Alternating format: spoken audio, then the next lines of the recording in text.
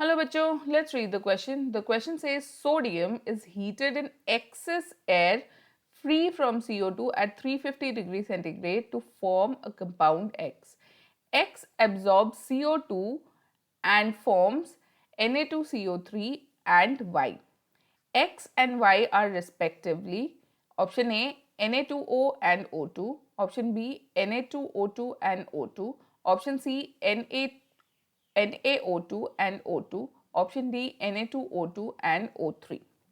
सो अगर इस क्वेश्चन के की कॉन्सेप्ट को हम देखें, की concept of this question is chemical properties of chemical properties of group 1 element, group 1 elements. सो अब एक बार देख लेते हैं कि क्वेश्चन में हमें रिएक्शन क्या दिया हुआ है. हमें रिएक्शन ये दिया हुआ है कि सोडियम मेटल जो है उसको एक्सेस एयर में हीट कर रहे हैं free from carbon dioxide at the temperature 350 degree centigrade.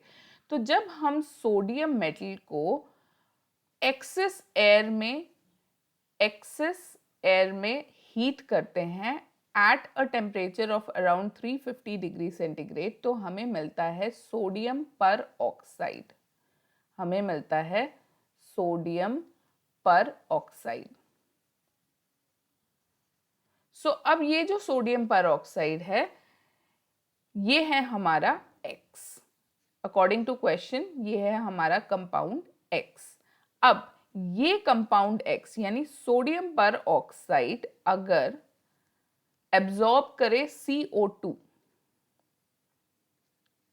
अगर इसने एब्जॉर्ब किया CO2 तो हमें मिलता है एक तो सोडियम कार्बोनेट Na2CO3 और उसके साथ मिलता है ऑक्सीजन. तो ये जो ऑक्सीजन है ये है हमारा कंपाउंड Y.